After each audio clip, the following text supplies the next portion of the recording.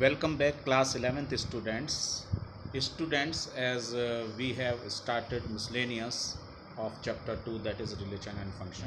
So first two questions we completed. Now taking the next question number 3.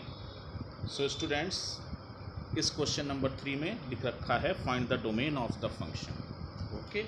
So now see this question number 3 exercise miscellaneous as it is written.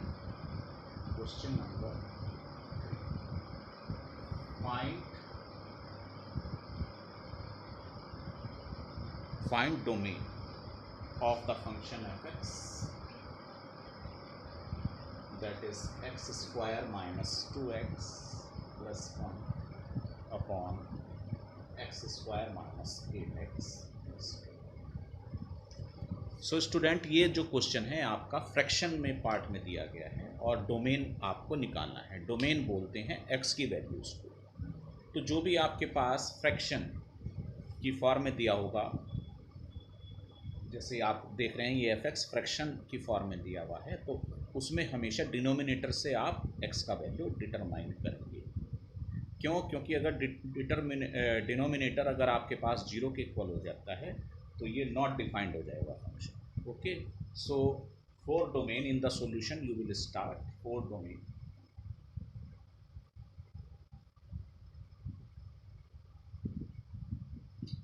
X square minus 8x plus 12 क्या है? X square minus 8x plus 12, इसका denominator must not be equal to 0. ये 0 के equal नहीं होना चाहिए. तो इसके फैक्टर्स करेंगे आप 12 की, ये आपके पास ये 8x आ जाए और 12x उसका सम आ जाए. सो 6 2 12, 6 and 2 8.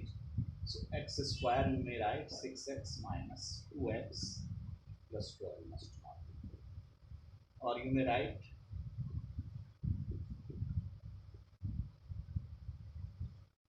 ओके स्टूडेंट्स, इसको हमने फैक्टर्स कर लिया है. तो x माइनस 2 और x माइनस 6 इसका एक फैक्टर. इसका मतलब हुआ है x is not equal to 2 and 6, यानी x की वैल्यू 2 और 6 के इक्वल नहीं होनी चाहिए. बाकी सभी रियल नंबर्स इसके डोमेन हैं. So therefore you must write, इसके बाद आप क्या लिखेंगे? Domain of the function, that is all real number, सभी रियल नंबर होंगे माइनस 2 6 को एक्सक्लूड करके छोड़ के बाकी सभी फंक्शन, बाकी सभी रियल नंबर्स उसके डोमेन होंगे. So this is the answer of question number 3. So now come to the next question, that is question number, as you may see in your book, that is question number 4 5 6. इन सभी में आपको domain और range को determine करना है. Now I am taking question number 4 में कह रहे हैं find the domain and range of the real function f is defined by f(x) that is equal to under root x minus. तो ये आपको फंक्शन दिया गया है. इसी तरह से आपके पास स्टूडेंट्स क्वेश्चन नंबर 5 है. इसमें आपको भी डोमेन और रेंज निकालना है और मॉडुलस में फंक्शन है. इसी तरह से 6 क्वेश्चन है, इसमें भी आपको रेंज निकालना है. तो ये क्वेश्चन मैं जो 4th करा रहा हूँ, सेम ऐसे ही क्वेश्चन 5th और 6th है, इसको आप ट्राई कर सकते हैं. Now see this question number 4. इसमें आपको क्या निकालना है? डोमेन और रेंज डिटरमाइन करना है. नाउ सी दिस, यहाँ पे देखिए क्वेश्चन नंबर 4 में जो फंक्शन है ये अंडर रूट के अंदर है. तो 4 डोमेन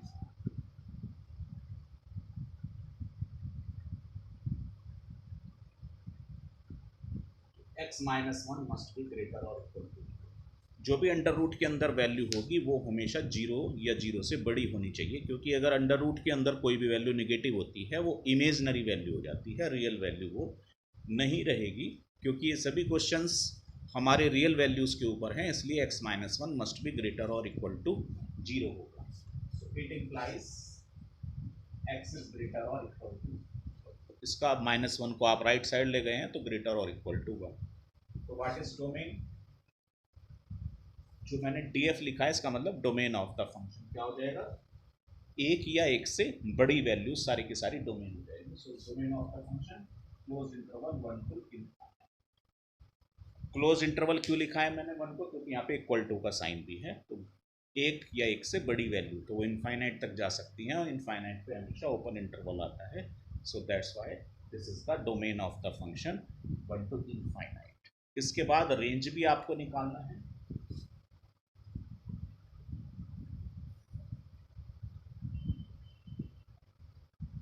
मैंने इसको आर एफ से इंडिकेट कर दिया है, it means range of the function. तो रेंज किसको बोलते हैं, एक्स की वैल्यूज पर वाई की वैल्यूज. तो एक्स की वैल्यू आपके पास 1 से स्टार्ट होती है. अगर यहाँ आप इस फंक्शन के अंदर एफ एक्स को ही आप वाई बोलते हैं, तो वाई की वैल्यू आपके पास यहाँ से आएगी. तो एक्स की जगह अगर आप सबसे छोटा वैल्यू 1 रखें तो 0 से स्टार्ट होगा. फिर उससे आगे वैल्यू रखते हैं तो अंडर रूट में वैल्यू आ जाएंगी. तो ये जो आपके पास फंक्शन स्टार्ट होगा ये 0 से स्टार्ट होगा, 0 to infinite.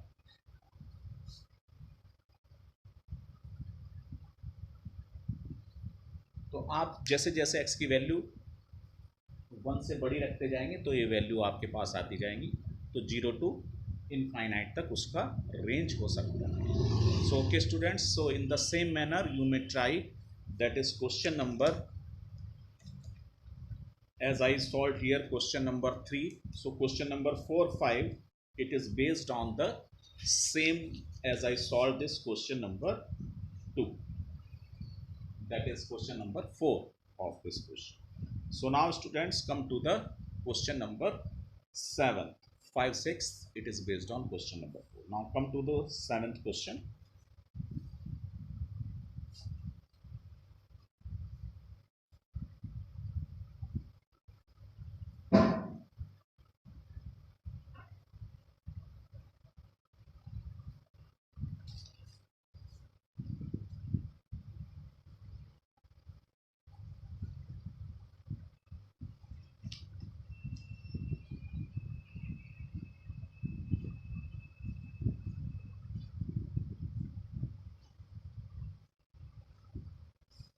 So in the 7th question आपके पास फंक्शन है दो एफ एक्स और g x.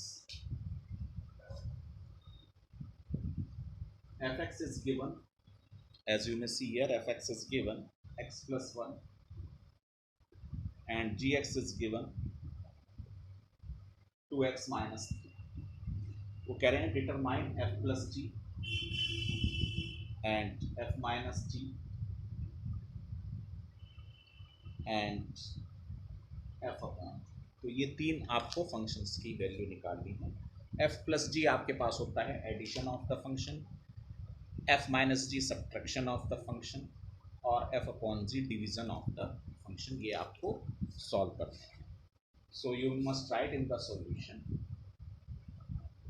that x is an arbitrary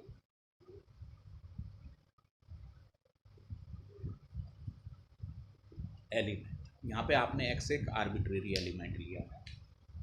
arbitrary means मनमाने रूप से आप कुछ भी लिख सकते हैं. तो f प्लस जी के साथ आपको x लाना है, इसलिए आपने लिखा है क्योंकि फंक्शन x में आपको बनाना है. So therefore f plus g of x can be written, f plus g लिखा है तो इसको आपने x के साथ इसको यूज किया है, तो ये एफ एक्स प्लस जी एक्स. तो एडिशन कॉम्यूटेटिव होता है तो इसलिए आपने ऐसा किया है. तो एफ एक्स की जगह आप रख देंगे एक्स प्लस 1 और जी एक्स की जगह 2x माइनस 3. तो ये आ गया है 3x minus 2. Okay students, so this is the answer of first part. Now come to the f minus g. f minus g के तरफ हम आते हैं.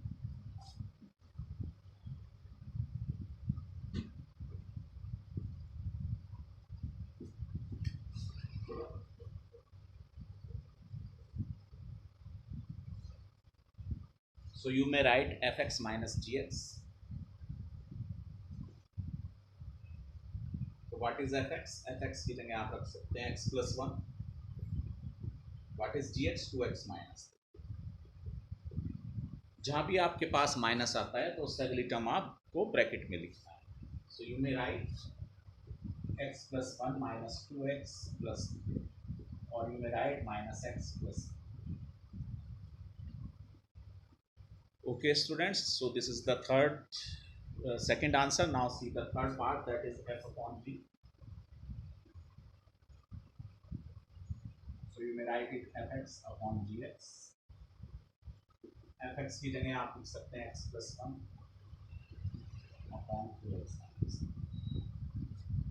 So just you will adjust the value of fx and g. You will replace the value of fx and gx. You will get the final answer. So it was question number 7, students.